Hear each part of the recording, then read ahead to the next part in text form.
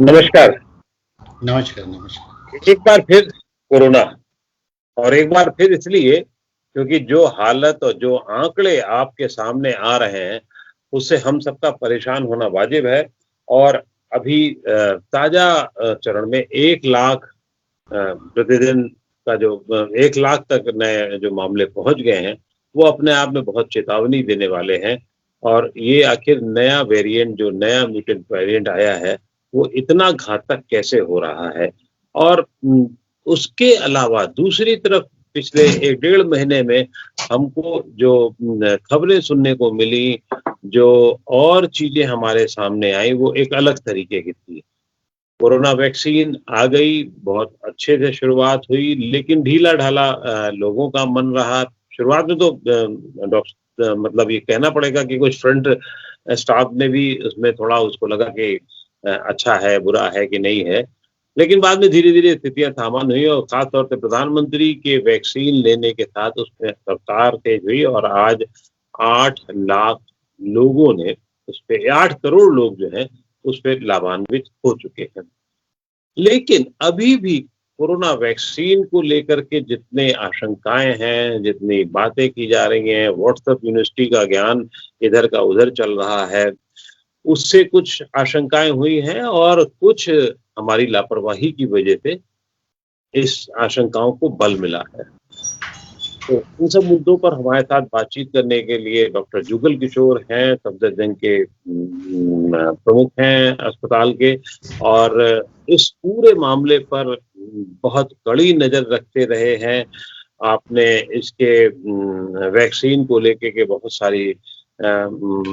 सारा काम किया हुआ है, देश-विदेश में आपकी पहचान है। तो बहुत-बहुत स्वागत है, पुनः स्वागत है डॉक्टर जुगल किशोर आपका। और इस बार जो बातचीत मैं करना चाहता था आपसे, वो वैक्सीन को लेकर के जो भ्रम हैं, जो आशंकाएँ हैं और लोग की जो लापरवाहियाँ हैं, उस पर बातचीत करना चाहता था। एक तो जो सबसे पहली वैक्सीन को लेकर के जो भ्रम है, वो कोविशील्ड और कोवैक्सीन को लेकर के जो हमारे देश में काम चल रहा है, जिस पे लगाया जा रहा है, उस पर है। कुछ भाई लोग अपनी इच्छा के अनुसार कहते हैं कि एफिकेसी रेट जो है उसका इतना ज़्यादा है, उसका कम है, हम ये लगवाएँ कि वो लगवाएँ। अनजानपने में बात करते हैं, जबकि ऐसा होता नहीं है। दिल्ली में जो भी लग रही है, वो चाहे प्रधानमंत्री हो, चाहे डॉक्टर जुगल किशोर हो, उन सबको एक ही कोविशील्ड मेरे ख्याल से लग रही है और दूसरी नहीं लग रही। लेकिन फिर भी ये ज्ञान की बातें फैलाई जाती हैं और फिर उसके बाद एफिकेसी रेट को लेकर के उसकी बात की जाती है। ये भ्रम क्यों ऐसे पाले गए कि उसकी जो प्रभावी क्षमता है, वो उसको लेके क्यों अभी भी सवाल उठ रहे हैं? सर, आपने मुझे फिर बुलाया, मैं उसके लिए आपको धन्यवाद देता हूं। और इसके बारे में, कोविड के बारे में और कोविड वैक्सीनेशन या कोविड वैक्सीन के बारे में आज बहुत चर्चा है। बहुत सारे सवालात हैं, जिसको आप कह रहे हैं वो बिल्कुल वाजिब है। ये आपने बिल्कुल सही कहा कि कन्फ्यूज़न हो रहा है, चल रहा है, उसकी वजह से सभी लोग वैक्सीन लगवा भी नहीं रहे हैं। तो हम चाहेंगे कि लोग इसकी सही जानकारी लें। जैसा आपने कहा कि हमारे देश में 2 वैक्सीन अप्रूव्ड हुई। जो हमारी सरकार है उसने 2 वैक्सीन को अप्रूव किया। जो कोविशील्ड है वो ऑक्सफोर्ड वैक्सीन के नाम से भी जानते हैं और एस्ट्राजेनेका वैक्सीन है वो। और ये वेक्टर वैक्सीन है जो एडिनो वायरस के अंदर इंसर्ट किया गया वायरस का एक पार्ट है और वो फिर यूज़ किया गया। तो ये एक नई तरह का टेक्नोलॉजी था और बहुत ही सक्सेसफुल टेक्नोलॉजी रहा। इसके ऊपर बाहर काफ़ी ज़्यादा डाटा अवेलेबल हो गया था।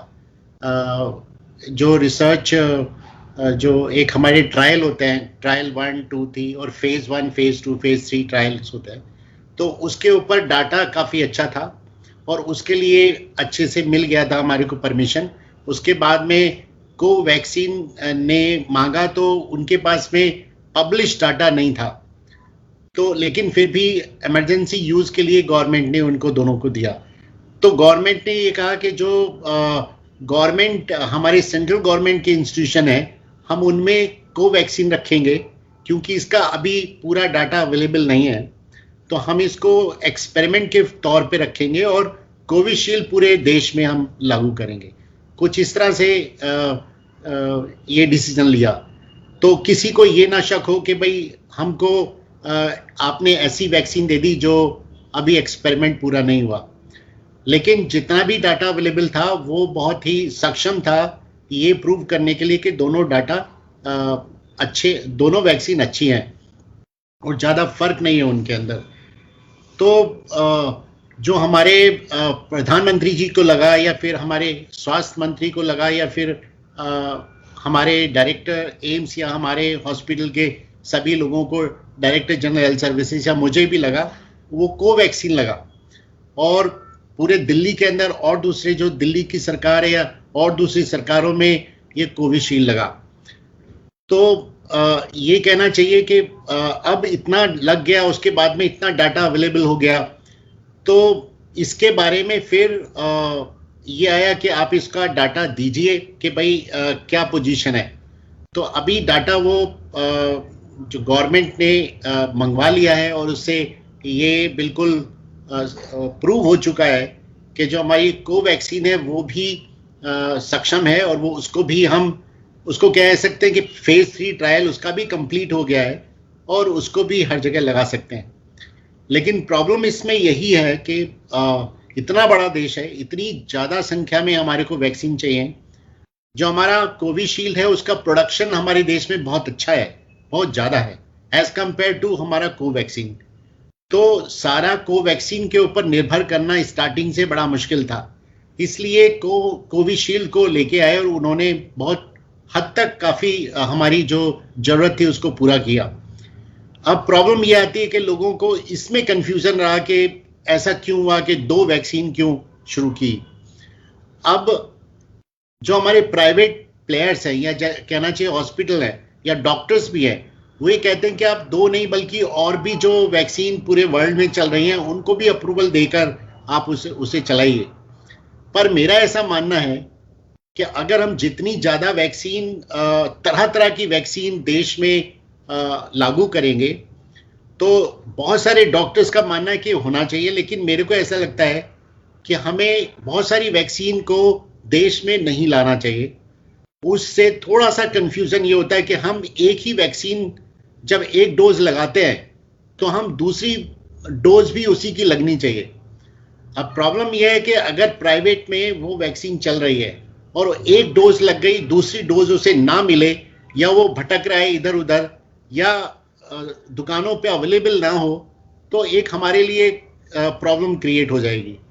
तो होना तो यही चाहिए कि हमारे पास में 2 वैक्सीन है और उसकी क्षमता बढ़ाकर हम सभी लोगों को प्रोवाइड कर पाएं।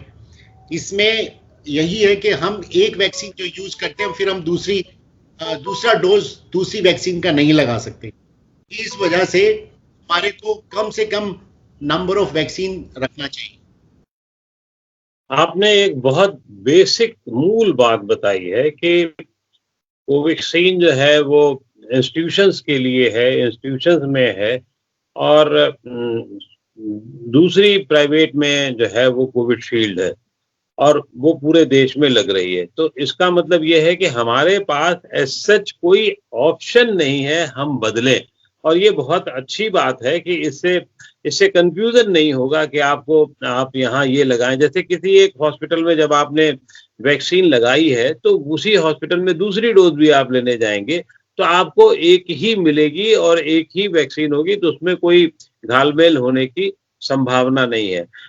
मेरा भी ये मानना रहा है कि कोई ऑप्शन होना ही नहीं चाहिए और ना ही इसकी एफिकेसी रेट को लेकर के कोई बातचीत की जानी चाहिए कि इसकी क्षमता 90% है, 80% है और या 100% है। तो ये बात ही बेकार की है कि आप इसकी क्षमता को देख करके आप अपनी बुद्धि लगाएं और कहें नहीं मुझे तो ये लगानी, इसमें ज्यादा है, इसमें कोवैक्सीन में ज्यादा है, कोविशील्ड में कम है। तो ये नहीं होना चाहिए। ये मेरे ख्याल से अगर ये बात आपके मुंह से होगी तो ज्यादा जल्दी लोग समझ पाएंगे, अकल से समझ पाएंगे। जो आपने एफिकेसी की बात की, अगर मान लो एक आपने जैसे कहा 91% है, 91% है और एक का 89 या 89, सिर्फ हाँ 2 या 89% है, ज्यादा फर्क नहीं पड़ता है, लेकिन लोगों के दिमाग में यही चलता रहता है कि ये 1% ज्यादा है या 2% ज्यादा है। वो बिल्कुल उससे कोई फर्क नहीं पड़ता। ये इंडिविजुअल की रिएक्शन पर या इंडिविजुअल की प्रॉपर्टीज पे निर्भर करता है। तो वो वैक्सीन भी आपको बहुत अच्छा प्रोटेक्शन दे सकती है, अगर आप जो भी एक अपने आप को अच्छी वैक्सीन, अच्छी एंटीबॉडीज बनाने के सारे तौर तरीके अपनाएं। एक व्यक्ति स्वस्थ होता है जिससे वैक्सीन एंटीबॉडीज नहीं बनेंगे, उसको अगर वो नहीं करता है, जैसे बहुत ज़्यादा स्ट्रेस हो या फिर वो और दूसरी दवाओं का सेवन करे, या फिर वो, वैसे मुझे नहीं कहना चाहिए, पर बहुत सारी ऐसी चीज़ें जो हमारी इम्यून सिस्टम को डिप्रेस करती हैं, कम करती हैं, तो अगर हम उनको ना करके बल्कि अच्छा खाना खाएं, तंदुरुस्त जैसे रहता है इंसान, अच्छी नींद लें, है ना, फ्लूइड अच्छे से लें, तो हमारी जो एंटीबॉडीज बनेगी वो बहुत अच्छी बनेगी। तो हमें इस पे नहीं देना चाहिए, देखना चाहिए कि हम कौन सी वैक्सीन लगा रहे हैं। दोनों से ही हमारे को बहुत अच्छे सक्षम या अच्छी एंटीबॉडीज बन रही हैं, और हमें उस पर विश्वास करना चाहिए। गवर्नमेंट ने जो भी तरीका अपनाया है वो बहुत ही सोच समझ के अपनाया है। एक एक्सपर्ट कमेटी है, जो नेशनल एक्सपर्ट कमेटी है, जो वैक्सीन को लेकर है, वो बहुत सारे एंगल को देखकर कम्युनिटी के अंदर या देश के अंदर उन्होंने इस स्ट्रैटेजी को अपनाया कि हम कहां पर कौन सी वैक्सीन दे सकते हैं, और फ्यूचर में वो दोनों ही, आज की अगर हमारी क्षमता उसको प्रोडक्शन की अच्छी होगी कोवैक्सीन की, तो डेफिनेटली हम चाहेंगे कि ज्यादा से ज्यादा, क्योंकि वो इंडियन प्रोडक्शन है, वो प्योरली इंडियन कंपनी और इंडियन प्रोडक्शन है, तो हम चाहेंगे कि वो ज्यादा से ज्यादा बिके और ज्यादा से ज्यादा लोग लगवाएं।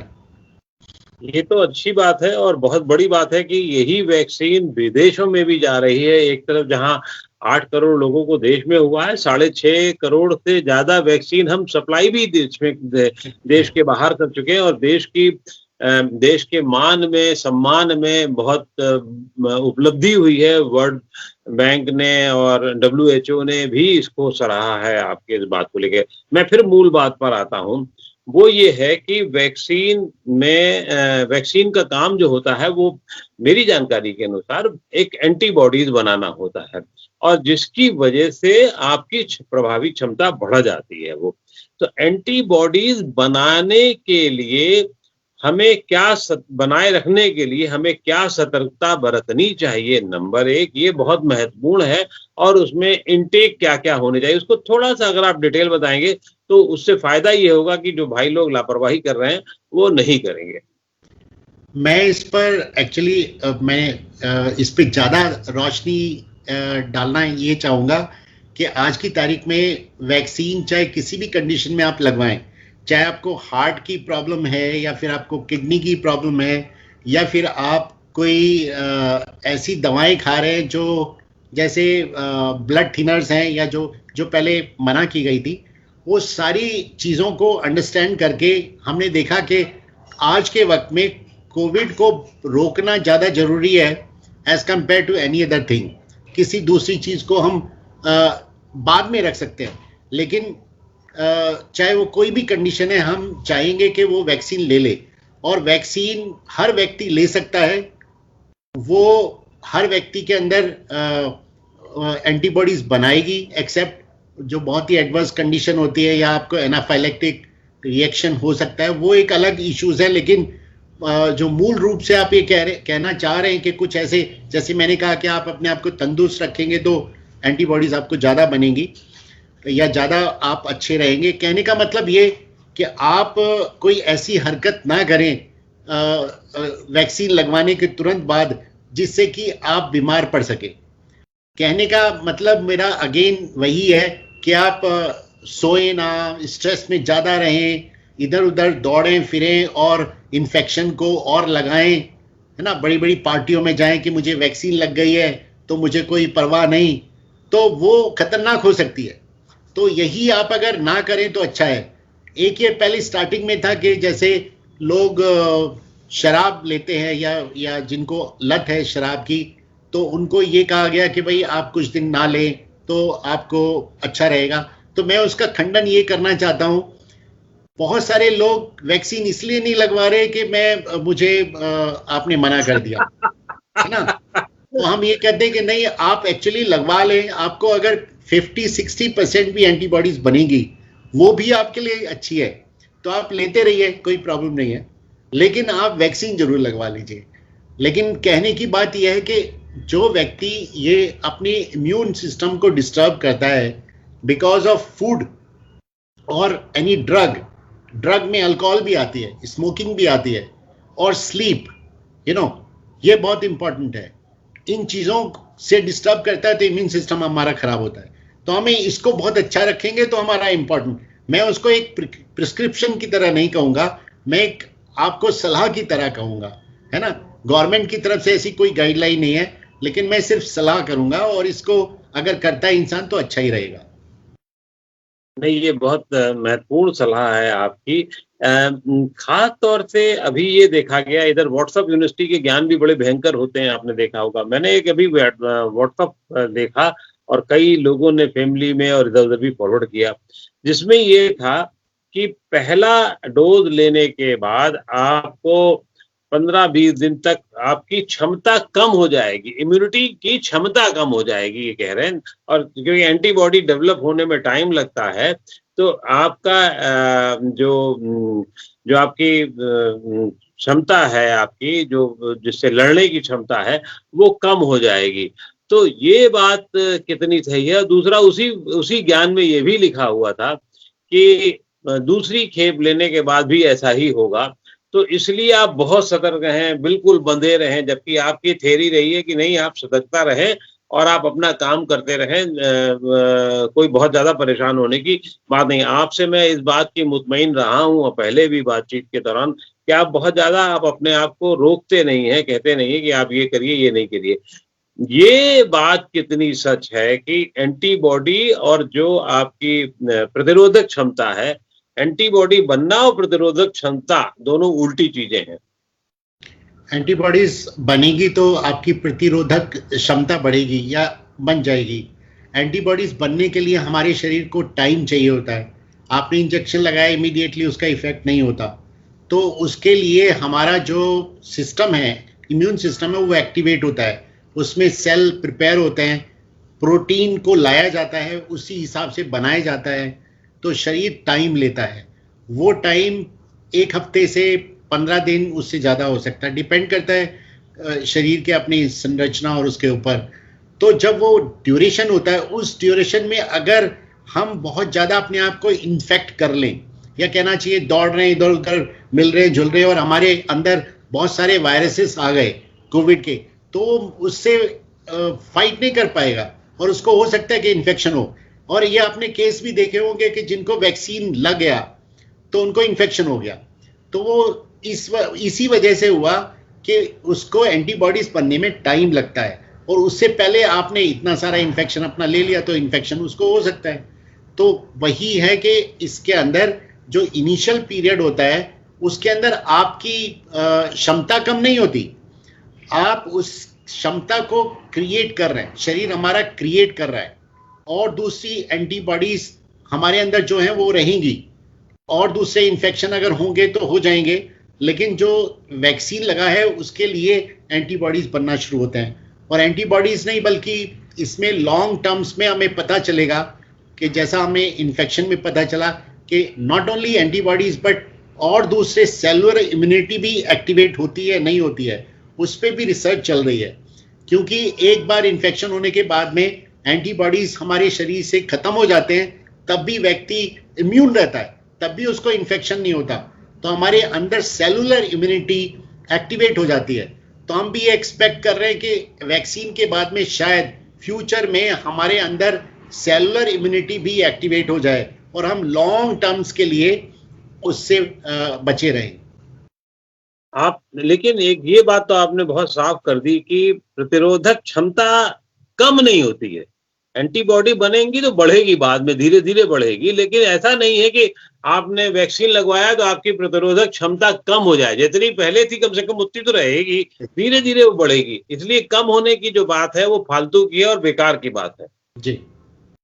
अच्छा, ये जब ये अभी ये भी कहा जा रहा है कि इसकी जो प्रतिरोधक क्षमता है वो कितने दिनों के लिए होती है, ये एक बड़ा सवाल है। लोगों के मन में ये है कि जिस तरीके से कोरोना का दूसरा दौर और बड़ा दौर सामने आया है, तो क्या ये इसकी ड्यूरेशन को लेकर के भी एक सवाल उठ रहा है। ये तय है कि जब ये वैक्सीन आई है तो बहुत ज़्यादा उसको टाइम नहीं दिया जा सका। एक वैक्सीन बनने में सामान्यतः 5 से 10 साल लगते हैं, जबकि ये साल भर के अंदर ही आपकी तैयार हो गई है, तो उतना टाइम नहीं मिला है इसको।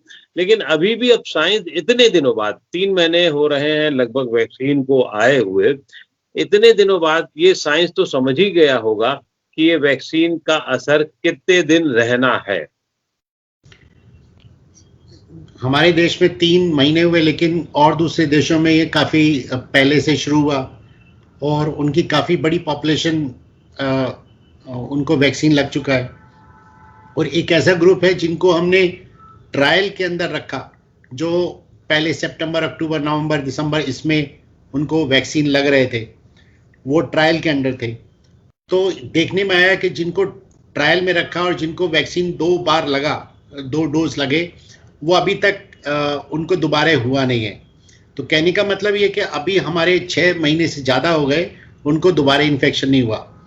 हमारे जो सीरो सर्विलेंस या कहना चाहिए जो एंटीबॉडीज बॉडी के अंदर हम देखते हैं वैक्सीन लगने के बाद में, वो कुछ स्टडीज़ हैं वो शो करते हैं कि ये एंटीबॉडीज 3 महीने से 6 महीने के अंदर डिसअपियर हो जाते हैं। लेकिन जिन लोगों को लग रहा है और जिनको 6 महीने से ज़्यादा हो गए, अच्छी बात यह है कि उनको अभी तक री इन्फेक्शन नहीं हुआ है। तो ये बहुत ही अच्छी बात दिख रही है कि एंटीबॉडीज शरीर में रही या ना रही, आपकी जो प्रतिरोधक क्षमता है वो कंटिन्यू रह सकती है, जो फ्यूचर में पता चलेगा अच्छे से, जो स्टडी चल रही है फॉलोअप। क्योंकि अभी हमारे देश में सिर्फ 3 महीने हुए लगते हुए, तो ये तो टाइम बताएगा कि ये किस तरह से बिहेव करेगी। लेकिन और दूसरे देशों के प्रमाण से या हमारे देश में जो परीक्षण के दौरान लोगों को वैक्सीन लगा, उनको देखते हुए ये लगता है कि इसकी प्रतिरोधक क्षमता लंबी रहने वाली है।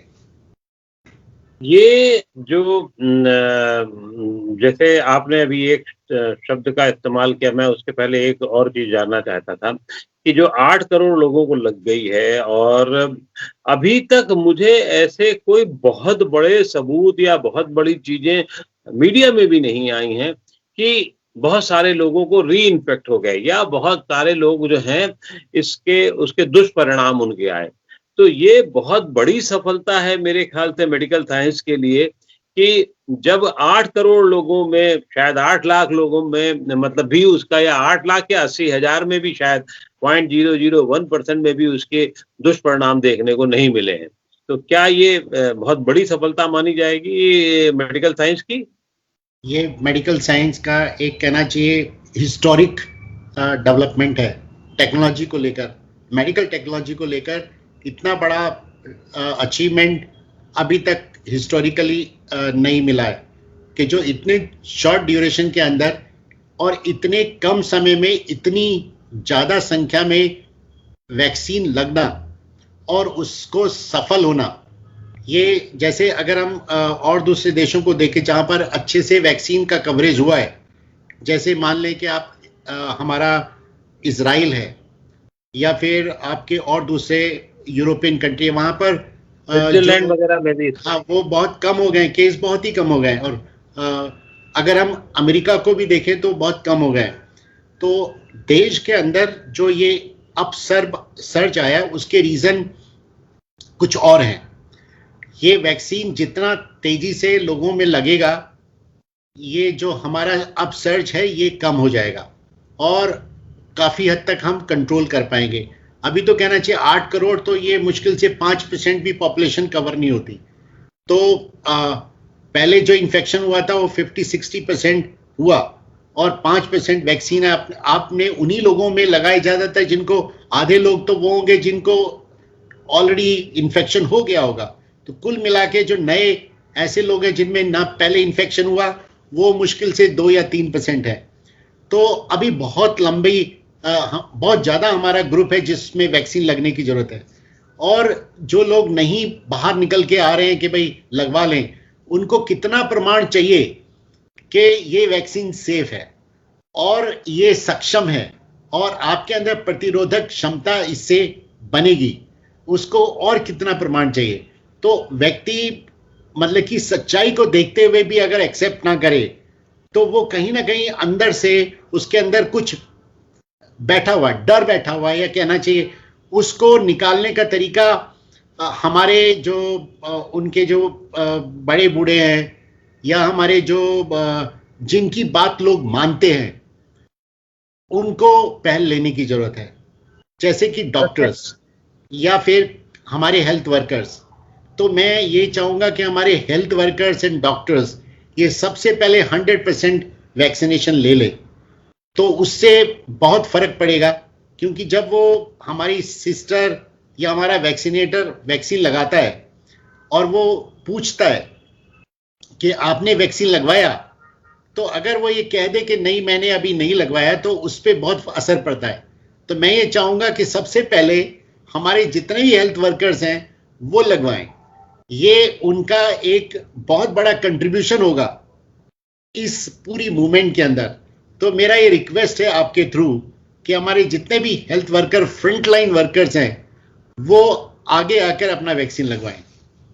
प्रत्यक्षम किम प्रमाणम जो बात कही जाती है, और जो सबूत हैं और जो बहुत आपका सीना चौड़ा कर देते हैं, भारतीय मेडिकल साइंस का सीना चौड़ा करते हैं, उनकी मेहनत को बहुत आगे बढ़ाते हैं, ये अपने आप में बहुत महत्वपूर्ण बात है कि इसका कोई दुष्परिणाम नहीं होता है, लगभग नहीं होता है। तो इसलिए सब लोग करें। लेकिन आपने भी एक बात कही थी कि जो अभी अपसर्ज आया है इसके कई और कारण हैं, तो जरा इनके कारण बताइए। मैं फिर जानना मैं मतलब आपके मुंह से इसलिए सुनना चाहता हूं कि वो कारण सिर्फ हमारी लापरवाही ही है या कुछ और भी है।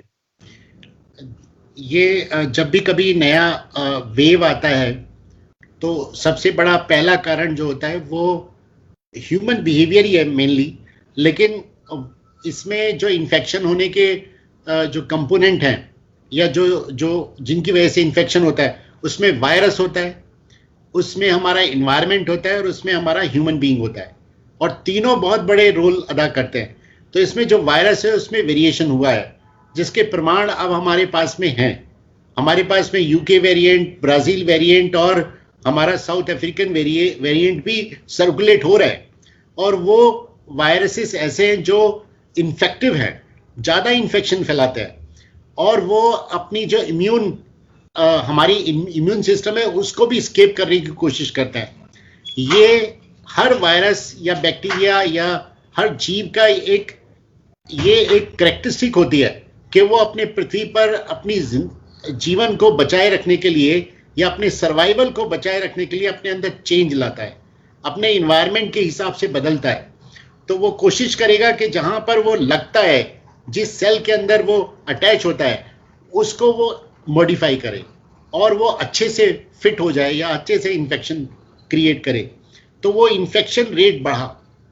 ये एक रीजन है जिसकी वजह से इन्फेक्शन बढ़ा।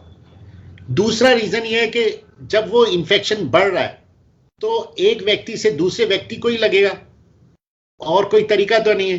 तो वो जब एक दूसरे के आसपास जब आते हैं और बहुत ज्यादा आसपास आते हुए इन्फेक्शन फैलेगा, तो लोग आप जानकर मोबिलिटी बढ़ाई। पिछले फरवरी में कम था, लेकिन मार्च में होली के वक्त में, या कहना चाहिए हर तरह से अगर आप देखें, लोगों की एक्टिविटी 100% बढ़ गई। बहुत ज्यादा आपस में मिलना जुलना ये सब कुछ शुरू हो गया। ऐसे लगा कि अब तो खत्म सब कुछ, अब कोई कोरोना नहीं है।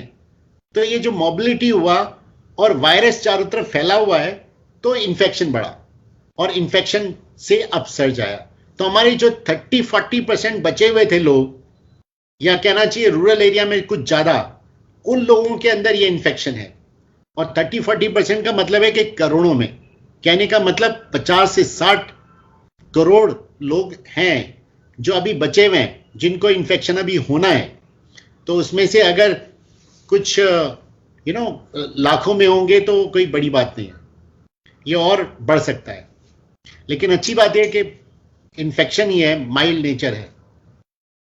इसका माइल्ड नेचर है। खैर हम तो सब यही दुआ कर सकते हैं कि ये माइल्ड नेचर रहे और धीरे धीरे किसी तरीके से जाए, लेकिन आप लोग अपनी सतर्कता बनाए रखें, हाथ धोते रहें, नाक मुंह जो मास्क लगाने का काम है सिर्फ चालान से बचने के लिए नहीं करें, या सिर्फ फैशन के लिए ना मुंह और नाक के नीचे मत लगाएं, उसको प्रॉपरली लगाएं और बहुत कायदे से रहें, बहुत समझदारी से रहें। ये दिन भी कट जाएगा, ये दिन भी ये रात भी जो है गुजर जाएगी, फिर सवेरा आएगा, आपके जीवन का नया सवेरा आएगा।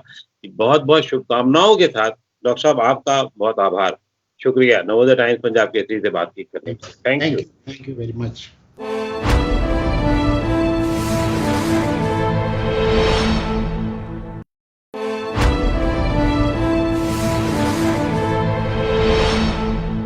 नमस्कार।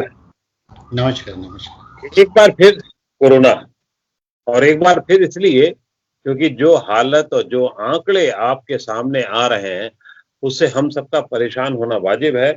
और अभी ताजा चरण में 1 लाख प्रतिदिन का जो 1 लाख तक नए जो मामले पहुंच गए हैं वो अपने आप में बहुत चेतावनी देने वाले हैं। और ये आखिर नया वेरिएंट, जो नया म्यूटेंट वेरिएंट आया है, वो इतना घातक कैसे हो रहा है। और उसके अलावा दूसरी तरफ पिछले 1 डेढ़ महीने में हमको जो खबरें सुनने को मिली, जो और चीजें हमारे सामने आई, वो एक अलग तरीके की थी। कोरोना वैक्सीन आ गई, बहुत अच्छे से शुरुआत हुई, लेकिन ढीला ढाला लोगों का मन रहा।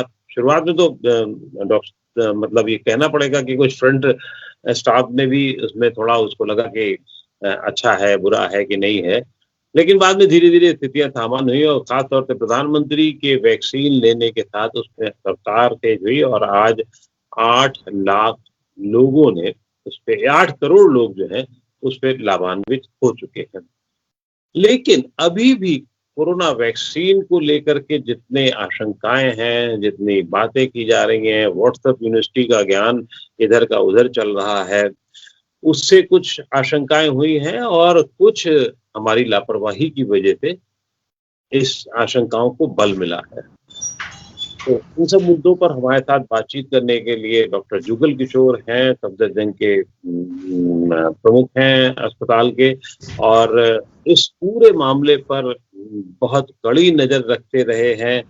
आपने इसके वैक्सीन को लेके के बहुत सारा काम किया हुआ है, देश विदेश में आपकी पहचान है।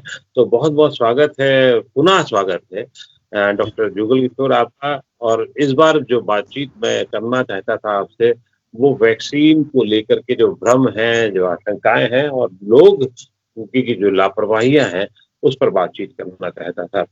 एक तो जो सबसे पहली वैक्सीन को लेकर के जो भ्रम है, वो कोविशील्ड और कोवैक्सीन को लेकर के जो हमारे देश में काम चल रहा है, जिसपे लगाए जा रहे हैं, उस पर है। कुछ भाई लोग अपनी इच्छा के अनुसार कहते हैं कि एफिकेसी रेट जो है उसका इतना ज्यादा है, उसका कम है, हम ये लगवाएं कि वो लगवाएं। अनजान पने में बात करते हैं, जबकि ऐसा होता नहीं है। दिल्ली में जो भी लग रही है, वो चाहे प्रधानमंत्री हो, चाहे डॉक्टर जुगल किशोर हो, उन सबको एक ही कोविशील्ड मेरे ख्याल से लग रही है और दूसरी नहीं लग रही। लेकिन फिर भी ये ज्ञान की बातें फैलाई जाती हैं और फिर उसके बाद एफिकेसी रेट को लेकर के उसकी बात की जाती है। ये भ्रम क्यों ऐसे पाले गए कि उसकी जो प्रभावी क्षमता है, वो उसको लेके क्यों अभी भी सवाल उठ रहे हैं? सर, आपने मुझे फिर बुलाया, मैं उसके लिए आपको धन्यवाद देता हूं। और इसके बारे में, कोविड के बारे में और कोविड वैक्सीनेशन या कोविड वैक्सीन के बारे में आज बहुत चर्चा है, बहुत सारे सवालात हैं। जिसको आप कह रहे हैं वो बिल्कुल वाजिब है। ये आपने बिल्कुल सही कहा कि एक कन्फ्यूज़न हो रहा है, चल रहा है, उसकी वजह से सभी लोग वैक्सीन लगवा भी नहीं रहे हैं। तो हम चाहेंगे कि लोग इसकी सही जानकारी लें जैसा आपने कहा कि हमारे देश में 2 वैक्सीन अप्रूव्ड हुई। जो हमारी सरकार है उसने 2 वैक्सीन को अप्रूव किया। जो कोविशील्ड है वो ऑक्सफोर्ड वैक्सीन के नाम से भी जानते हैं, और एस्ट्राजेनेका वैक्सीन है वो। और ये वेक्टर वैक्सीन है जो एडिनो वायरस के अंदर इंसर्ट किया गया वायरस का एक पार्ट है, और वो फिर यूज़ किया गया। तो ये एक नई तरह का टेक्नोलॉजी था और बहुत ही सक्सेसफुल टेक्नोलॉजी रहा। इसके ऊपर बाहर काफ़ी ज़्यादा डाटा अवेलेबल हो गया था। जो रिसर्च जो एक हमारे ट्रायल होते हैं, ट्रायल 1, 2, 3 और फेज़ 1, फेज़ 2, फेज़ 3 ट्रायल्स होते हैं, तो उसके ऊपर डाटा काफ़ी अच्छा था और उसके लिए अच्छे से मिल गया था हमारे को परमिशन। उसके बाद में कोवैक्सीन ने मांगा तो उनके पास में पब्लिश डाटा नहीं था, तो लेकिन फिर भी इमरजेंसी यूज़ के लिए गवर्नमेंट ने उनको दोनों को दिया। तो गवर्नमेंट ने ये कहा कि जो गवर्नमेंट हमारे सेंट्रल गवर्नमेंट के इंस्टीट्यूशन है, हम उनमें कोवैक्सीन रखेंगे, क्योंकि इसका अभी पूरा डाटा अवेलेबल नहीं है, तो हम इसको एक्सपेरिमेंट के तौर पे रखेंगे और कोविशील्ड पूरे देश में हम लागू करेंगे। कुछ इस तरह से ये डिसीजन लिया। तो किसी को ये ना शक हो कि भाई हमको आपने ऐसी वैक्सीन दे दी जो अभी एक्सपेरिमेंट पूरा नहीं हुआ। लेकिन जितना भी डाटा अवेलेबल था वो बहुत ही सक्षम था ये प्रूव करने के लिए कि दोनों डाटा अच्छे, दोनों वैक्सीन अच्छी हैं और ज़्यादा फर्क नहीं है उनके अंदर। तो जो हमारे प्रधानमंत्री जी को लगा, या फिर हमारे स्वास्थ्य मंत्री को लगा, या फिर हमारे डायरेक्टर एम्स या हमारे हॉस्पिटल के सभी लोगों को, डायरेक्टर जनरल हेल्थ सर्विसेज या मुझे भी लगा, वो कोवैक्सीन लगा। और पूरे दिल्ली के अंदर और दूसरे जो दिल्ली की सरकार है या और दूसरी सरकारों में ये कोविशील्ड लगा। तो ये कहना चाहिए कि अब इतना लग गया, उसके बाद में इतना डाटा अवेलेबल हो गया, तो इसके बारे में फिर ये आया कि आप इसका डाटा दीजिए कि भाई क्या पोजीशन है। तो अभी डाटा वो जो गवर्नमेंट ने मंगवा लिया है और उससे ये बिल्कुल प्रूव हो चुका है कि जो हमारी कोवैक्सीन है वो भी सक्षम है, और वो उसको भी हम उसको कह सकते हैं कि फेज़ 3 ट्रायल उसका भी कंप्लीट हो गया है और उसको भी हर जगह लगा सकते हैं। लेकिन प्रॉब्लम इसमें यही है कि इतना बड़ा देश है, इतनी ज़्यादा संख्या में हमारे को वैक्सीन चाहिए। जो हमारा कोविशील्ड है उसका प्रोडक्शन हमारे देश में बहुत अच्छा है, बहुत ज़्यादा है एज कंपेयर टू हमारा कोवैक्सीन। तो सारा कोवैक्सीन के ऊपर निर्भर करना स्टार्टिंग से बड़ा मुश्किल था, इसलिए कोविशील्ड को लेके आए और उन्होंने बहुत हद तक काफ़ी हमारी जो ज़रूरत थी उसको पूरा किया। अब प्रॉब्लम ये आती है कि लोगों को इसमें कंफ्यूजन रहा कि ऐसा क्यों हुआ कि 2 वैक्सीन क्यों शुरू की। अब जो हमारे प्राइवेट प्लेयर्स हैं, या कहना चाहिए हॉस्पिटल है या डॉक्टर्स भी हैं, वो ये कहते हैं कि आप 2 नहीं बल्कि और भी जो वैक्सीन पूरे वर्ल्ड में चल रही हैं उनको भी अप्रूवल देकर आप उसे चलाइए। पर मेरा ऐसा मानना है कि अगर हम जितनी ज़्यादा वैक्सीन, तरह तरह की वैक्सीन देश में लागू करेंगे, तो बहुत सारे डॉक्टर्स का मानना है कि होना चाहिए, लेकिन मेरे को ऐसा लगता है कि हमें बहुत सारी वैक्सीन को देश में नहीं लाना चाहिए। उससे थोड़ा सा कंफ्यूजन ये होता है कि हम एक ही वैक्सीन जब एक डोज लगाते हैं तो हम दूसरी डोज भी उसी की लगनी चाहिए। अब प्रॉब्लम यह है कि अगर प्राइवेट में वो वैक्सीन चल रही है और एक डोज लग गई, दूसरी डोज उसे ना मिले, या वो भटक रहा है इधर उधर, या दुकानों पे अवेलेबल ना हो, तो एक हमारे लिए प्रॉब्लम क्रिएट हो जाएगी। तो होना तो यही चाहिए कि हमारे पास में 2 वैक्सीन है और उसकी क्षमता बढ़ाकर हम सभी लोगों को प्रोवाइड कर पाएं। इसमें यही है कि हम एक वैक्सीन जो यूज करते हैं फिर हम दूसरा डोज दूसरी वैक्सीन का नहीं लगा सकते। इस वजह से हमारे को कम से कम नंबर ऑफ वैक्सीन रखना चाहिए। आपने एक बहुत बेसिक मूल बात बताई है कि कोवैक्सीन जो है वो इंस्टीट्यूशंस के लिए है, इंस्टीट्यूशंस में है, और दूसरी प्राइवेट में जो है वो कोविशील्ड है और वो पूरे देश में लग रही है। तो इसका मतलब ये है कि हमारे पास एज़ सच कोई ऑप्शन नहीं है हम बदलें और ये बहुत अच्छी बात है कि इससे इससे कन्फ्यूज़न नहीं होगा कि आप यहाँ ये लगाएँ। जैसे किसी एक हॉस्पिटल में जब आपने वैक्सीन लगाई है, तो उसी हॉस्पिटल में दूसरी डोज़ भी आप लेने जाएँगे, तो आपको एक ही मिलेगी और एक ही वैक्सीन होगी, तो उसमें कोई घाल-मेल होने की संभावना नहीं है। मेरा भी ये मानना रहा है कि कोई ऑप्शन होना ही नहीं चाहिए और ना ही इसकी एफिकेसी रेट को लेकर के कोई बातचीत की जानी चाहिए कि इसकी क्षमता 90% है, 80% है और या 100% है। तो ये बात ही बेकार की है कि आप इसकी क्षमता को देख कर के आप अपनी बुद्धि लगाएँ और कहें नहीं मुझे तो ये लगानी है, इसमें ज़्यादा है, इसमें कोवैक्सीन में ज़्यादा है, कोविशील्ड में कम है। तो ये नहीं होना चाहिए। ये मेरे ख्याल से अगर ये बात आपके मुँह से होगी तो ज़्यादा जल्दी लोग समझ पाएँगे, अकल से समझ पाएँगे। जो आपने एफिकेसी की बात की, अगर मान लो एक आपने जैसे कहा 91% है, 91% है और एक का 89 या 89 सिर्फ हाँ। 2 या 89% है, ज़्यादा फर्क नहीं पड़ता है, लेकिन लोगों के दिमाग में यही चलता रहता है कि ये 1% ज़्यादा है या 2% ज़्यादा है। वो बिल्कुल उससे कोई फर्क नहीं पड़ता।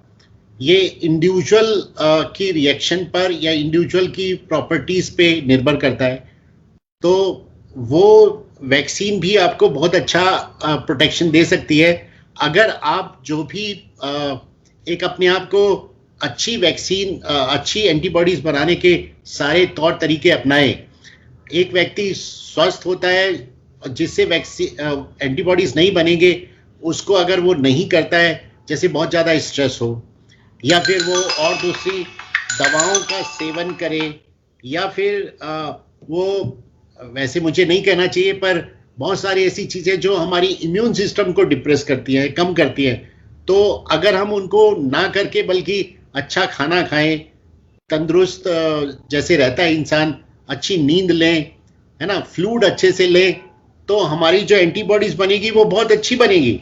तो हमें इस पे ही नहीं देना चाहिए, देखना चाहिए कि हम कौन सी वैक्सीन लगा रहे हैं। दोनों से ही हमारे को बहुत अच्छे सक्षम या अच्छी एंटीबॉडीज बन रही हैं और हमें उस पर विश्वास करना चाहिए।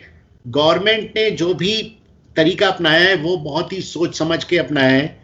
एक एक्सपर्ट कमेटी है जो नेशनल एक्सपर्ट कमेटी है जो वैक्सीन को लेकर है, वो बहुत सारे एंगल को देखकर कम्युनिटी के अंदर या देश के अंदर उन्होंने इस स्ट्रैटेजी को अपनाया कि हम कहां पर कौन सी वैक्सीन दे सकते हैं और फ्यूचर में वो दोनों ही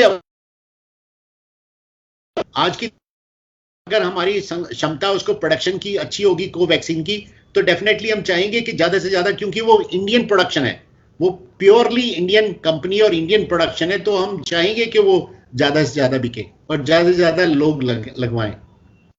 ये तो अच्छी बात है और बहुत बड़ी बात है कि यही वैक्सीन विदेशों में भी जा रही है। एक तरफ जहां 8 करोड़ लोगों को देश में हुआ है, 6.5 करोड़ से ज्यादा वैक्सीन हम सप्लाई भी देश के बाहर कर चुके हैं और देश के मान में, सम्मान में बहुत उपलब्धि हुई है। वर्ल्ड बैंक ने और WHO ने भी इसको सराहा है आपके इस बात को लेकर। मैं फिर मूल बात पर आता हूँ, वो ये है कि वैक्सीन का काम जो होता है वो मेरी जानकारी के अनुसार एक एंटीबॉडीज बनाना होता है और जिसकी वजह से आपकी प्रभावी क्षमता बढ़ जाती है। वो तो एंटीबॉडीज बनाने के लिए हमें बनाए रखने के लिए हमें क्या सतर्कता बरतनी चाहिए, नंबर 1 ये बहुत महत्वपूर्ण है और उसमें इनटेक क्या-क्या होने चाहिए, उसको थोड़ा-सा अगर आप डिटेल बताएंगे तो उससे फायदा ये होगा कि जो भाई लोग लापरवाही कर रहे हैं वो नहीं करेंगे। मैं इस पर एक्चुअली मैं इस पे ज़्यादा रोशनी डालना ये चाहूँगा कि आज की तारीख में वैक्सीन चाहे किसी भी कंडीशन में आप लगवाएं, चाहे आपको हार्ट की प्रॉब्लम है या फिर आपको किडनी की प्रॉब्लम है या फिर आप कोई ऐसी दवाएं खा रहे हैं जो जैसे ब्लड थिनर्स हैं या जो पहले मना की गई थी, वो सारी चीज़ों को अंडरस्टैंड करके हमने देखा कि आज के वक्त में कोविड को रोकना ज़्यादा जरूरी है as compare to any other thing. किसी दूसरी चीज़ को हम बाद में रख सकते हैं, लेकिन चाहे वो कोई भी कंडीशन है, हम चाहेंगे कि वो वैक्सीन ले ले, और वैक्सीन हर व्यक्ति ले सकता है। वो हर व्यक्ति के अंदर एंटीबॉडीज बनाएगी, एक्सेप्ट जो बहुत ही एडवर्स कंडीशन होती है या आपको एनाफाइलेक्टिक रिएक्शन हो सकता है, वो एक अलग इश्यूज है। लेकिन जो मूल रूप से आप ये कहना चाह रहे हैं कि कुछ ऐसे, जैसे मैंने कहा कि आप अपने आप को तंदुरुस्त रखेंगे तो एंटीबॉडीज आपको ज़्यादा बनेंगी या ज़्यादा आप अच्छे रहेंगे। कहने का मतलब ये कि आप कोई ऐसी हरकत ना करें वैक्सीन लगवाने के तुरंत बाद जिससे कि आप बीमार पड़ सके। कहने का मतलब मेरा अगेन वही है कि आप सोए ना, स्ट्रेस में ज़्यादा रहें, इधर उधर दौड़ें फिरें और इन्फेक्शन को और लगाएं, है ना। बड़ी बड़ी पार्टियों में जाएं कि मुझे वैक्सीन लग गई है तो मुझे कोई परवाह नहीं, तो वो खतरनाक हो सकती है। तो यही आप अगर ना करें तो अच्छा है। एक ये पहले स्टार्टिंग में था कि जैसे लोग शराब लेते हैं या जिनको लत है शराब की, तो उनको ये कहा गया कि भाई आप कुछ दिन ना लें तो आपको अच्छा रहेगा। तो मैं उसका खंडन ये करना चाहता हूँ, बहुत सारे लोग वैक्सीन इसलिए नहीं लगवा रहे कि मुझे आपने मना कर दिया, है ना। तो हम ये कहते हैं कि नहीं, आप एक्चुअली लगवा लें। आपको अगर 50-60% भी एंटीबॉडीज बनेगी, वो भी आपके लिए अच्छी है, तो आप लेते रहिए, कोई प्रॉब्लम नहीं है। लेकिन आप वैक्सीन जरूर लगवा लीजिए। लेकिन कहने की बात यह है कि जो व्यक्ति ये अपने इम्यून सिस्टम को डिस्टर्ब करता है बिकॉज ऑफ फूड और एनी ड्रग में अल्कोहल भी आती है, स्मोकिंग भी आती है, और स्लीप, ये बहुत इंपॉर्टेंट है। इन चीज़ों से डिस्टर्ब करता है तो इम्यून सिस्टम हमारा खराब होता है। तो हमें इसको बहुत अच्छा रखेंगे तो हमारा इंपॉर्टेंट, मैं उसको एक प्रिस्क्रिप्शन की तरह नहीं कहूँगा, मैं एक आपको सलाह की तरह कहूँगा, है ना। गवर्नमेंट की तरफ से ऐसी कोई गाइडलाइन नहीं है, लेकिन मैं सिर्फ सलाह करूँगा, और इसको अगर करता है इंसान तो अच्छा ही रहेगा। नहीं, ये बहुत महत्वपूर्ण सलाह है आपकी। खास तौर से अभी ये देखा गया, इधर व्हाट्सएप यूनिवर्सिटी के ज्ञान भी बड़े भयंकर होते हैं, आपने देखा होगा। मैंने एक अभी व्हाट्सएप देखा और कई लोगों ने फैमिली में और इधर उधर भी फॉरवर्ड किया, जिसमें ये था कि पहला डोज लेने के बाद आपको 15-20 दिन तक आपकी क्षमता कम हो जाएगी, इम्यूनिटी की क्षमता कम हो जाएगी, ये कह रहे हैं। और क्योंकि एंटीबॉडी डेवलप होने में टाइम लगता है, तो आपका जो आपकी क्षमता है, आपकी जो जिससे लड़ने की क्षमता है, वो कम हो जाएगी। तो ये बात कितनी सही है। दूसरा, उसी ज्ञान में ये भी लिखा हुआ था कि दूसरी खेप लेने के बाद भी ऐसा ही होगा। तो इसलिए आप बहुत सतर्क हैं, बिल्कुल बंधे रहें, जबकि आपकी थ्योरी रही है कि नहीं, आप सतर्कता रहें और आप अपना काम करते रहें, कोई बहुत ज़्यादा परेशान होने की बात नहीं। आपसे मैं इस बात की मुतमईन रहा हूँ और पहले भी बातचीत के दौरान कि आप बहुत ज़्यादा आप अपने आप को रोकते नहीं हैं, कहते नहीं हैं कि आप ये करिए, ये नहीं करिए। ये बात कितनी सच है कि एंटीबॉडी और जो आपकी प्रतिरोधक क्षमता है, एंटीबॉडी बनना और प्रतिरोधक क्षमता दोनों उल्टी चीजें हैं। एंटीबॉडीज बनेगी तो आपकी प्रतिरोधक क्षमता बढ़ेगी या बन जाएगी। एंटीबॉडीज बनने के लिए हमारे शरीर को टाइम चाहिए होता है। आपने इंजेक्शन लगाया, इमीडिएटली उसका इफेक्ट नहीं होता। तो उसके लिए हमारा जो सिस्टम है, इम्यून सिस्टम है, वो एक्टिवेट होता है। उसमें सेल प्रिपेयर होते हैं, प्रोटीन को लाया जाता है, उसी हिसाब से बनाया जाता है। तो शरीर टाइम लेता है। वो टाइम 1 हफ्ते से 15 दिन, उससे ज़्यादा हो सकता है, डिपेंड करता है शरीर के अपनी संरचना और उसके ऊपर। तो जब वो ड्यूरेशन होता है, उस ड्यूरेशन में अगर हम बहुत ज़्यादा अपने आप को इन्फेक्ट कर लें, या कहना चाहिए दौड़ रहे हैं, इधर उधर मिल रहे हैं, झुल रहे हैं, और हमारे अंदर बहुत सारे वायरसेस आ गए कोविड के, तो उससे फाइट नहीं कर पाएगा और उसको हो सकता है कि इन्फेक्शन हो। और ये आपने केस भी देखे होंगे कि जिनको वैक्सीन लग गया तो उनको इन्फेक्शन हो गया। तो वो इसी वजह से हुआ कि उसको एंटीबॉडीज बनने में टाइम लगता है, और उससे पहले आपने इतना सारा इन्फेक्शन अपना ले लिया तो इन्फेक्शन उसको हो सकता है। तो वही है कि इसके अंदर जो इनिशियल पीरियड होता है उसके अंदर आपकी क्षमता कम नहीं होती, आप उस क्षमता को क्रिएट कर रहे हैं, शरीर हमारा क्रिएट कर रहा है, और दूसरी एंटीबॉडीज हमारे अंदर जो है वो रहेंगी, और दूसरे इन्फेक्शन अगर होंगे तो हो जाएंगे, लेकिन जो वैक्सीन लगा है उसके लिए एंटीबॉडीज बनना शुरू होते हैं। और एंटीबॉडीज नहीं बल्कि इसमें लॉन्ग टर्म्स में हमें पता चलेगा कि जैसा हमें इन्फेक्शन में पता चला कि नॉट ओनली एंटीबॉडीज बट और दूसरे सेलुलर इम्यूनिटी भी एक्टिवेट होती है नहीं होती है, उस पर भी रिसर्च चल रही है। क्योंकि एक बार इन्फेक्शन होने के बाद में एंटीबॉडीज हमारे शरीर से खत्म हो जाते हैं, तब भी व्यक्ति इम्यून रहता है, तब भी उसको इन्फेक्शन नहीं होता, तो हमारे अंदर सेलुलर इम्यूनिटी एक्टिवेट हो जाती है। तो हम भी एक्सपेक्ट कर रहे हैं कि वैक्सीन के बाद में शायद फ्यूचर में हमारे अंदर सेलुलर इम्यूनिटी भी एक्टिवेट हो जाए और हम लॉन्ग टर्म्स के लिए उससे बचे रहें।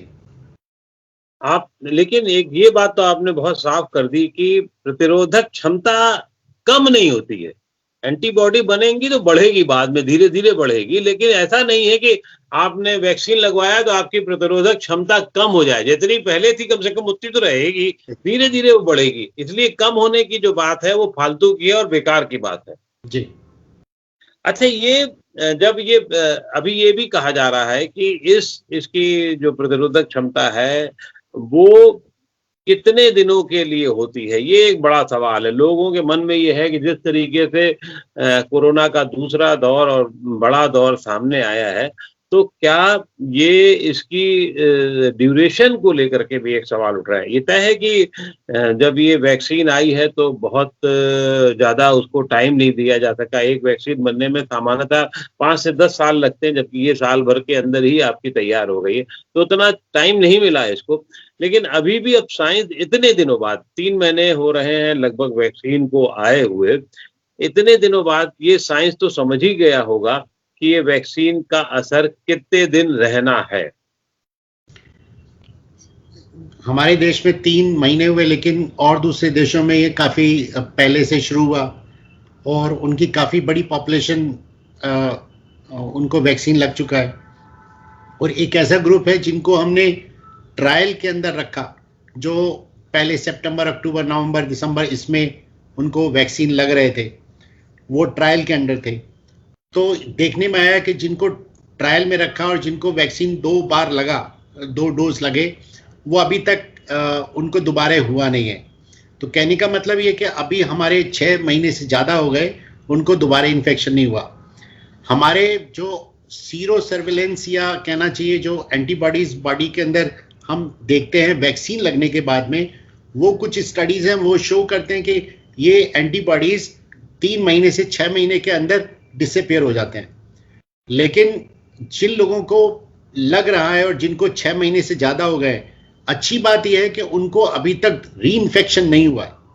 तो ये बहुत ही अच्छी बात दिख रही है कि एंटीबॉडीज शरीर में रही या ना रही, आपकी जो प्रतिरोधक क्षमता है वो कंटिन्यू रह सकती है, जो फ्यूचर में पता चलेगा अच्छे से, जो स्टडी चल रही है फॉलोअप। क्योंकि अभी हमारे देश में सिर्फ 3 महीने हुए लगते हुए, तो ये तो टाइम बताएगा कि ये किस तरह से बिहेव करेगी। लेकिन और दूसरे देशों के प्रमाण से या हमारे देश में जो परीक्षण के दौरान लोगों को वैक्सीन लगा, उनको देखते हुए ये लगता है कि इसकी प्रतिरोधक क्षमता लंबी रहने वाली है।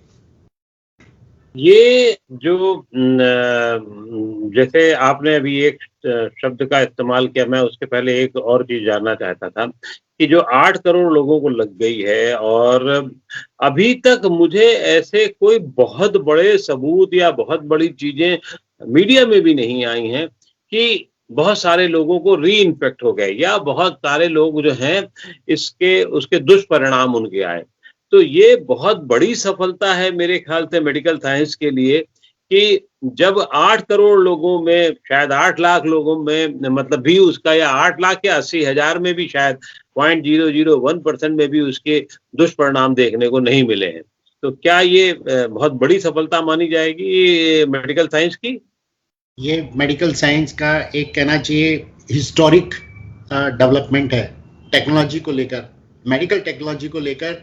इतना बड़ा अचीवमेंट अभी तक हिस्टोरिकली नहीं मिला है कि जो इतने शॉर्ट ड्यूरेशन के अंदर और इतने कम समय में इतनी ज़्यादा संख्या में वैक्सीन लगना और उसको सफल होना, ये जैसे अगर हम और दूसरे देशों को देखें जहाँ पर अच्छे से वैक्सीन का कवरेज हुआ है, जैसे मान लें कि आप हमारा इजराइल है या फिर आपके और दूसरे यूरोपियन कंट्री, वहाँ पर स्विट्जरलैंड वगैरह में भी, हाँ, वो बहुत कम हो गए, केस बहुत ही कम हो गए। और अगर हम अमेरिका को भी देखें तो बहुत कम हो गए। तो देश के अंदर जो ये सर्ज आया उसके रीज़न कुछ और हैं। ये वैक्सीन जितना तेजी से लोगों में लगेगा, ये जो हमारा अपसर्ज है ये कम हो जाएगा और काफ़ी हद तक हम कंट्रोल कर पाएंगे।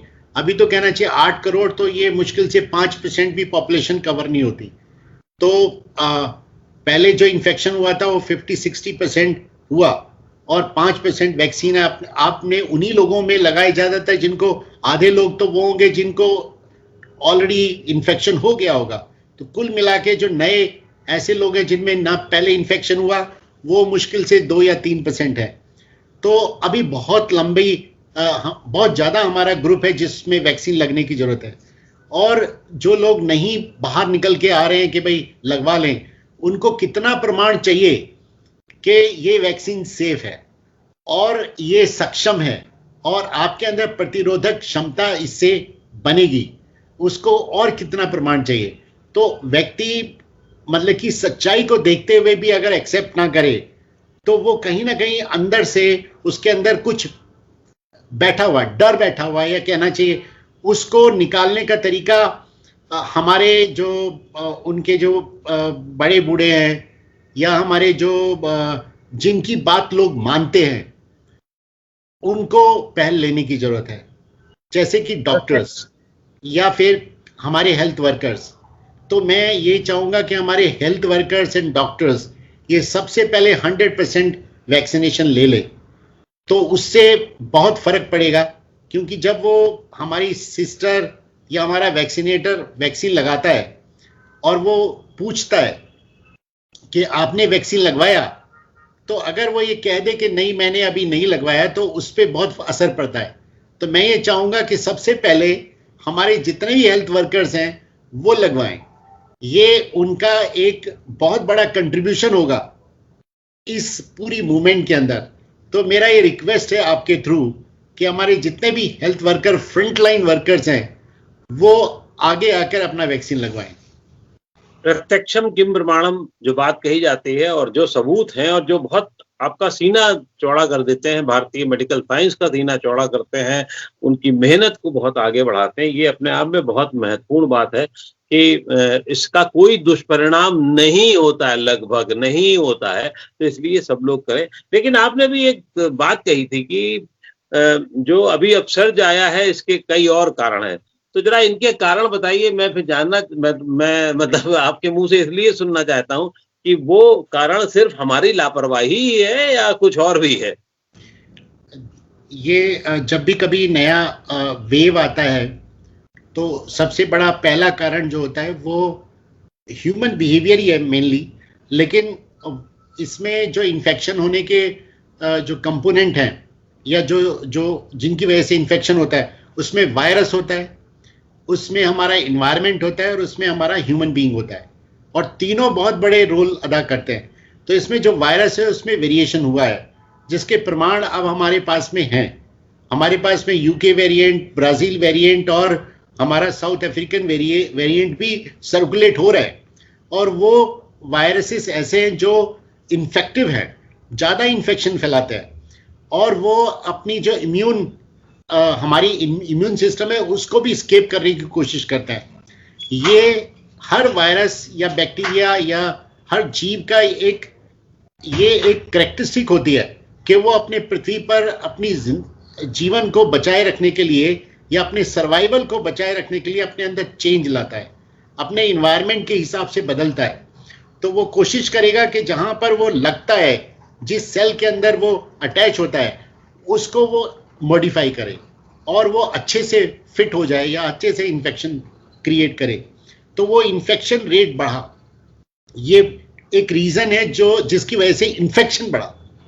दूसरा रीजन ये है कि जब वो इन्फेक्शन बढ़ रहा है तो एक व्यक्ति से दूसरे व्यक्ति को ही लगेगा, और कोई तरीका तो नहीं है। तो वो जब एक दूसरे के आसपास जब आते हैं और बहुत ज्यादा आसपास आते हैं, इन्फेक्शन फैलेगा। तो लोग आप जानकर मोबिलिटी बढ़ाई। पिछले फरवरी में कम था, लेकिन मार्च में होली के वक्त में, या कहना चाहिए हर तरह से अगर आप देखें, लोगों की एक्टिविटी 100% बढ़ गई। बहुत ज्यादा आपस में मिलना जुलना ये सब कुछ हो गया, शुरू हो गया। ऐसे लगा कि अब तो खत्म सब कुछ, हम अब कोई कोरोना नहीं है। तो ये जो मोबिलिटी हुआ और वायरस चारों तरफ फैला हुआ है, तो इन्फेक्शन बढ़ा और इन्फेक्शन से अपसर्ज आया। तो हमारे जो 30-40% बचे हुए थे लोग, या कहना चाहिए रूरल एरिया में कुछ ज्यादा, उन लोगों के अंदर ये इन्फेक्शन है। और 30-40% का मतलब है कि करोड़ों में, कहने का मतलब 50 से 60 करोड़ लोग हैं जो अभी बचे हुए हैं, जिनको इन्फेक्शन अभी होना है।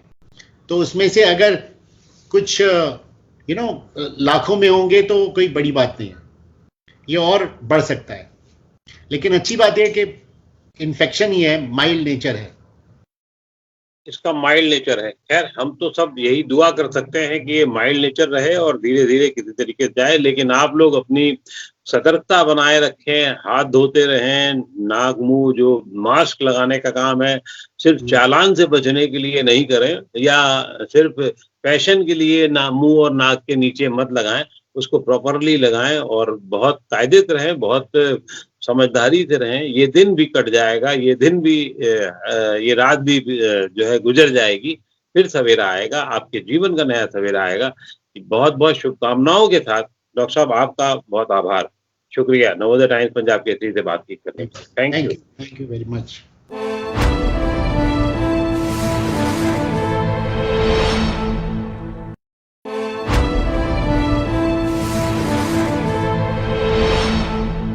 नमस्कार। नमस्कार। नमस्कार। एक बार फिर कोरोना, और एक बार फिर इसलिए क्योंकि जो हालत और जो आंकड़े आपके सामने आ रहे हैं, उससे हम सबका परेशान होना वाजिब है। और अभी ताजा चरण में 1 लाख प्रतिदिन का जो 1 लाख तक नए जो मामले पहुंच गए हैं, वो अपने आप में बहुत चेतावनी देने वाले हैं। और ये आखिर नया वेरिएंट, जो नया म्यूटेंट वेरिएंट आया है, वो इतना घातक कैसे हो रहा है। और उसके अलावा दूसरी तरफ पिछले 1 डेढ़ महीने में हमको जो खबरें सुनने को मिली, जो और चीजें हमारे सामने आई, वो एक अलग तरीके की थी। कोरोना वैक्सीन आ गई, बहुत अच्छे से शुरुआत हुई, लेकिन ढीला-ढाला लोगों का मन रहा। शुरुआत में तो मतलब ये कहना पड़ेगा कि कुछ फ्रंट स्टाफ ने भी उसमें थोड़ा उसको लगा कि अच्छा है, बुरा है कि नहीं है। लेकिन बाद में धीरे-धीरे स्थितियाँ सामान्य हुई और खास तौर पे प्रधानमंत्री के वैक्सीन लेने के साथ उसमें रफ्तार तेज हुई और आज 8 लाख लोगों ने उसपे 8 करोड़ लोग जो हैं, उसपे लाभान्वित हो चुके हैं। लेकिन अभी भी कोरोना वैक्सीन को लेकर के जितने आशंकाएँ, बातें की जा रही हैं, व्हाट्सएप यूनिवर्सिटी का ज्ञान इधर का उधर चल रहा है, उससे कुछ आशंकाएँ हुई हैं और कुछ हमारी लापरवाही की वजह से इस आशंकाओं को बल मिला है। तो इन सब मुद्दों पर हमारे साथ बातचीत करने के लिए डॉक्टर जुगल किशोर हैं, सफदरजंग के प्रमुख हैं अस्पताल के, और इस पूरे मामले पर बहुत कड़ी नज़र रखते रहे हैं। आपने इसके वैक्सीन को लेके के बहुत सारा काम किया हुआ है, देश-विदेश में आपकी पहचान है। तो बहुत-बहुत स्वागत है, पुनः स्वागत है डॉक्टर जुगल किशोर आपका। और इस बार जो बातचीत मैं करना चाहता था आपसे, वो वैक्सीन को लेकर के जो भ्रम हैं, जो आशंकाएँ हैं और लोग की जो लापरवाहियाँ हैं, उस पर बातचीत करना चाहता था। एक तो जो सबसे पहली वैक्सीन को लेकर के जो भ्रम है, वो कोविशील्ड और कोवैक्सीन को लेकर के जो हमारे देश में काम चल रहा है, जिसपे लगाए जा रहे हैं, उस पर है। कुछ भाई लोग अपनी इच्छा के अनुसार कहते हैं कि एफिकेसी रेट जो है उसका इतना ज़्यादा है, उसका कम है, हम ये लगवाएँ कि वो लगवाएँ। अनजानपने में बात करते हैं, जबकि ऐसा होता नहीं है। दिल्ली में जो भी लग रही है, वो चाहे प्रधानमंत्री हो, चाहे डॉक्टर जुगल किशोर हो, उन सबको एक ही कोविशील्ड मेरे ख्याल से लग रही है और दूसरी नहीं लग रही। लेकिन फिर भी ये ज्ञान की बातें फैलाई जाती हैं और फिर उसके बाद एफिकेसी रेट को लेकर के उसकी बात की जाती है। ये भ्रम क्यों ऐसे पाले गए कि उसकी जो प्रभावी क्षमता है, वो उसको लेके क्यों अभी भी सवाल उठ रहे हैं? सर, मैं उसके लिए आपको धन्यवाद देता हूं और इसके बारे में, कोविड के बारे में और कोविड वैक्सीनेशन या कोविड वैक्सीन के बारे में बहुत चर्चा है, बहुत सारे सवाल हैं, बिल्कुल वाजिब है। ये आपने बिल्कुल सही कहा कि कन्फ्यूज़न हो रहा है, चल रहा है, उसकी वजह से सभी लोग वैक्सीन लगवा भी नहीं रहे हैं। तो हम चाहेंगे कि लोग इसकी सही जानकारी लें। जैसा आपने कहा कि हमारे देश में 2 वैक्सीन अप्रूव्ड हुई। जो हमारी सरकार है उसने 2 वैक्सीन को अप्रूव किया। जो कोविशील्ड है वो ऑक्सफोर्ड